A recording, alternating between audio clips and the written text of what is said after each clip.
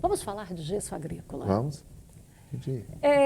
Como é que está essa questão de estoque, de planejamento, de compra, de frete?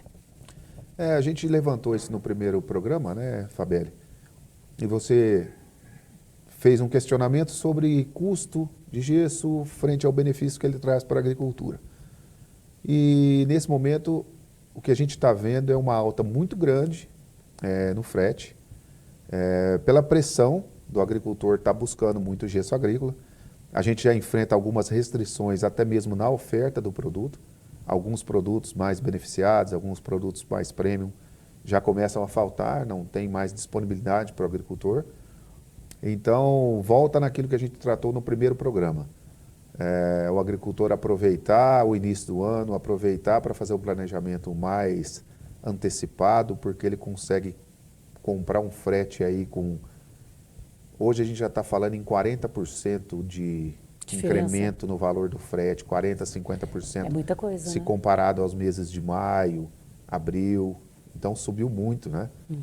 Então se o agricultor se planejar e conseguir antecipar essa compra, ele tem um melhor resultado financeiro. Se eu deixar esse gesso em aberto lá, no local aberto, eu vou ter perda de qualidade ou para eu comprar com essa antecedência é recomendável que eu faça uma cobertura para ele, que eu coloque em um outro ambiente? Uma pergunta interessante, é uma pergunta recorrente para nós na Consub. O agricultor pode comprar o produto antecipado, pode deixar na lavoura, ele não precisa fazer nenhum tratamento especial, não precisa cobri-lo, ele não vai perder característica física, não vai perder característica química, vai se manter apropriado para uso. Né? A gente recomenda que ele use o mais rápido possível, com maior antecedência, na verdade, não mais rápido, mas com maior antecedência, para que o produto faça o máximo de efeito. Né? Quando ele já aplica o gesso antes, já vai com as primeiras chuvas, ele vai percolar no solo, ele vai fazer aquele trabalho que ele tem que fazer na química do solo. Então seria legal ele aplicar. Mas se ele não tiver naquele momento condições de aplicar e deixar no campo, não tem problema nenhum também. Ele pode aplicar, pode esperar mais próximo à safra, mais próximo à implantação da cultura, não vai ter problema nenhum. E, Geraldo, quando a gente está aí falando de gesso, de fazer as aplicações, as melhorias, a gente também fala de investimento. Sim. Como é que está hoje, proporcionalmente falando, esse investimento e esse retorno? Nós fizemos aqui uma série de campos experimentais que a gente media justamente isso. O que o agricultor gasta para fazer o que ele investe, pensando no todo, desde o transporte, o custo do produto, a aplicação e qual o retorno. Então nós tivemos aqui uma média em 12 campos que foram realizados aqui no Goiás, nessa região aqui onde a gente está, Jataí, Mineiros, Rio Verde, Bom Jesus, Caiapônia. Então, Montevidéu ali pelo Planalto Verde. Nós temos aqui umas 12 regiões, 12 cidades, 12 campos que a gente fez.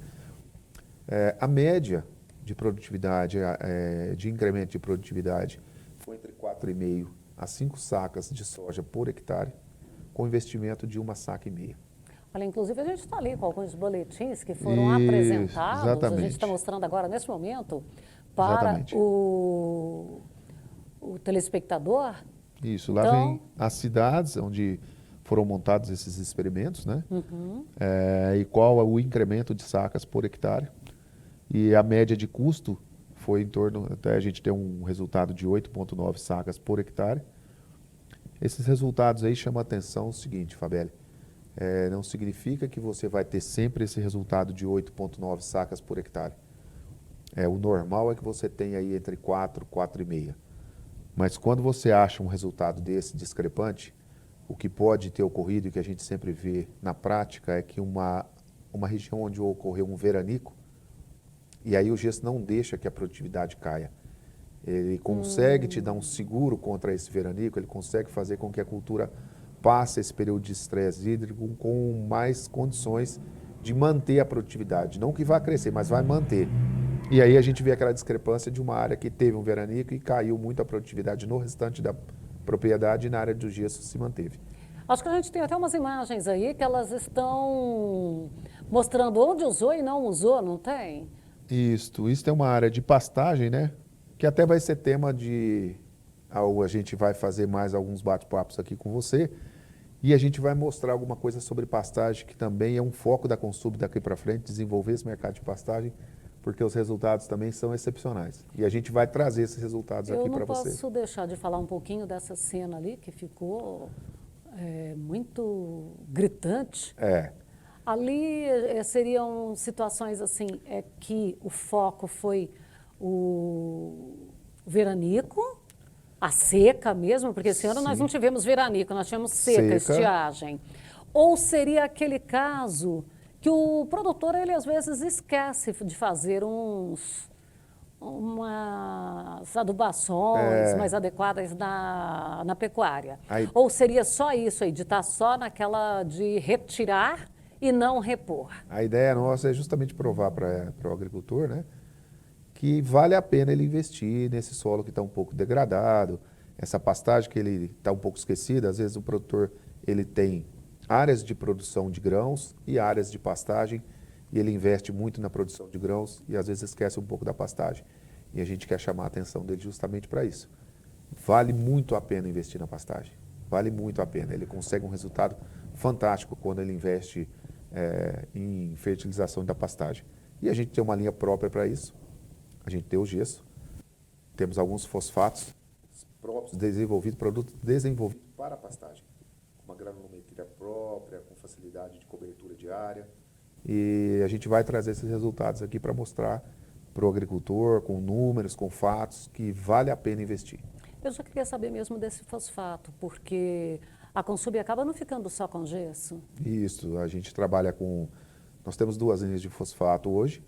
É um fosfato 14%, Superfos 140 e um fosfato 7% que chama Superfos 70. Então nós temos esses dois fosfatos próprios para pastagem, que a gente posiciona eles justamente para pasto. E a gente incrementou, embora o produto que a gente tenha chama Superfosfato Cana, quando a gente desenvolveu com esse nome comercial, mas também é um produto pensado em gramíneas de uma maneira geral, né? E os testes que nós fizemos aqui foi com superfosfato cana, que aí nós acrescentamos um pouco de enxofre no nosso fosfato. E o resultado foi maravilhoso. Agora eu não trouxe esses resultados aqui, né? Mas o incremento de unidade animal por hectare, o incremento de massa seca produzida nessas pastagens, demonstra, sem sombra de dúvidas, que vale a pena investir. A aplicação ocorre naquela aplicação tradicional mesmo. Correto. E se pensando em fósforo para pastagem, é diferente de uma aplicação de um plantio de soja, por exemplo, que a gente faz a aplicação em linha, né? A pastagem, como ela tem que cobrir toda a superfície do terreno, e o fósforo tem que estar o mais próximo possível da raiz, a gente trabalha com esse produto pó, e é um produto aplicado a lanço. Como o calcário, como o próprio gesso, a gente busca fazer o maior cobertura possível na área de aplicação. E aí a gente colhe esse resultado magnífico que a gente colheu aqui nessas regiões onde a gente fez. Não precisa entrar jogando a lanço com a mão, né? Não. Pode usar o maquinário que já vai muito bem. Tranquilamente. E a gente vai lá em casa, lá no jardim, para jogar, tá? A gente vai lá fazendo a lança, né? Mas pode usar tranquilamente. O produto as características físicas dele, ele foi desenvolvido justamente para esse tipo de aplicação. E quando a gente fala desses números e tudo, às vezes a gente tem as avaliações que estão sendo realizadas lá no Mato Piba, outras lá no sul, no Paraná. E essas aí você está falando que é de Goiás. Elas são, assim, realmente, todas essas que você mencionou, elas estão para esta região e vocês também têm avaliações em outras regiões? Sim, a Consub ela atua no estado do Mato Grosso do Sul, Goiás, Paraná, e atende todo o Paraguai. Porque o programa ele está aqui para o Brasil todo. Uhum. Se tiver alguém lá na região do Mato Grosso do Sul interessado em saber de resultados por lá... Nós temos o mesmo trabalho que foi desenvolvido aqui, nós temos o mesmo trabalho feito no Mato Grosso do Sul. Nós assumimos a região do Paraná no último ano, e aí não tivemos tempo hábil para poder montar os campos, mas esse ano a gente já tem uma equipe produzindo resultados em Ponta Grossa, Londrina, Castro. Então, ano que vem... Castro vai ser com a pastagem? Vai ter pastagem, todas as que a gente faz com soja, milho e pastagem. Certo. Então, a gente já estão sendo implantados esses campos. Para o próximo ano, nós vamos ter resultados também no Paraná. Esse ano a gente já tem no Mato Grosso do Sul. Para o próximo ano, a gente vai ter resultado também no Paraná. E sempre a gente testa todas as... Quando a gente faz um demo plot, que é essa área teste, a gente busca o que tem de mais moderno para a recomendação. Então, a gente busca Embrapa, professor Caires, que é parceiro nosso também. Então, a gente compara as várias metodologias de recomendação e aí a gente vê o que ficou melhor, se adaptou àquela região. Professor Caires, ele é uma figura muito conhecida e respeitada. Principalmente no sul do Brasil. Mas a gente traz a recomendação dele também aqui para o Goiás. Quando a gente faz os nossos testes aqui, a gente traz aqui também. Porque como a gente trabalha em solos diferentes, climas diferentes, então a gente testa as várias possibilidades para trazer para o agricultor depois o que a gente achou melhor, o que melhor se adaptou àquela região. Na verdade, uma figura igual o professor Caires, ele é demandado no Brasil inteiro para suas palestras, para transmissão do seu conhecimento. Você falou também do Paraguai. Isso. A gente começou um trabalho no Paraguai, é um trabalho, tá no início, né, porque da mesma maneira que nós assumimos o Paraná no final do ano passado, o Paraguai veio junto, né, essa responsabilidade nossa, um grande desafio, mas também a gente está tendo resultados muito bons. É um país que está investindo muito na agricultura, é um país muito sério, de agricultores muito sérios, estão acreditando no gesso e a satisfação nossa é que a cada mês é crescente o trabalho, é crescente o resultado, a procura. A gente já está fazendo alguns vídeos assim direcionados àquele país, direcionado aos nossos colegas agricultores de lá, né? Então, é um trabalho que está dando muita satisfação. Ver esse crescimento, ver que está dando certo, que o resultado, nitidamente, eles estão colhendo os resultados. E ali na região de Minas, que ali a gente já pode falar de São Paulo, que está perto, podemos falar até aqui mais em cima um pouco ali do DF. Isso. O DF também é responsabilidade da Consub. Nós temos uma outra empresa que faz o estado de Minas e São Paulo e Mato Grosso, mas também parceira da Mosaic, né? Minas é o berço do uso do gesso, começou ali em Uberaba, né?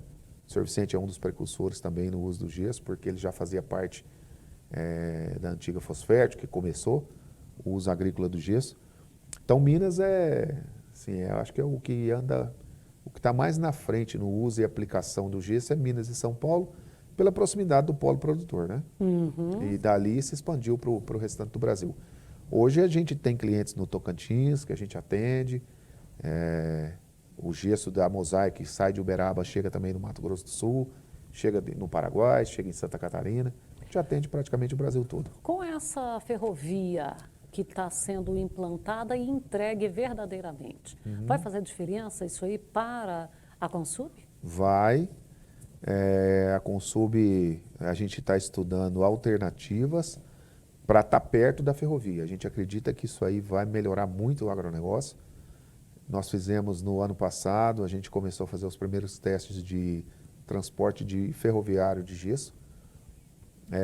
A gente já conseguiu dominar a maneira de transportar, porque a gente tinha que aprender como transportar, que vagão utilizar, de que maneira descarregar o vagão. Então, a gente já passou dessa fase de teste, a gente já está passando por uma fase, um passo à frente agora. A gente vai começar a expedir gesso da cidade de Uberaba. O nosso primeiro polo distribuidor vai ser na cidade de Brasília, um terminal ferroviário de Brasília. A gente pretende depois ampliar também, montar outro polo de distribuição na cidade de Anápolis. Isso vai facilitar, por exemplo, o produtor que está na Bahia, o produtor que está no Tocantins. Vai reduzir o custo de frete. Vai reduzir o custo de frete. Ele vai poder, ele está ali no Tocantins e na Bahia, ele vai poder ir com o próprio caminhão dele, da fazenda, ir até Brasília, bem mais próximo. fazer que às a vezes ele coleta pode do estar ali produto na ali. região do Padef, Sim, né, que tem uma sim. região ali altamente produtiva, ele pega o caminhão e busca ali, ele não depende de fretes A ideia externos. nossa é justamente isso. E se ele pega um frete externo, ele vai trazer um trabalho ali para um caminhoneiro dali de perto, que vai poder fazer e voltar para casa. A ideia nossa, a gente está vendo a mudança do modal, né? A ferrovia está crescendo muito e a gente vai engajar nisso também. Nós vamos... Acaba não sendo a exclusão de um modal, é o incremento com O mais um modal. O incremento. A gente vai buscar associar as duas coisas. Aproveitar o que a ferrovia tem de bom e até onde ela pode chegar e dali para frente seguir via rodovia, via o transporte que até então a gente utilizava 100%, né? Agora nós vamos tentar dividir um pouco esse bolo. Muito bem. A ideia é essa. Eu quero agradecer sua participação conosco. Nós que agradecemos. Sempre um prazer estar aqui com vocês. Muito obrigada e que venha mais vezes.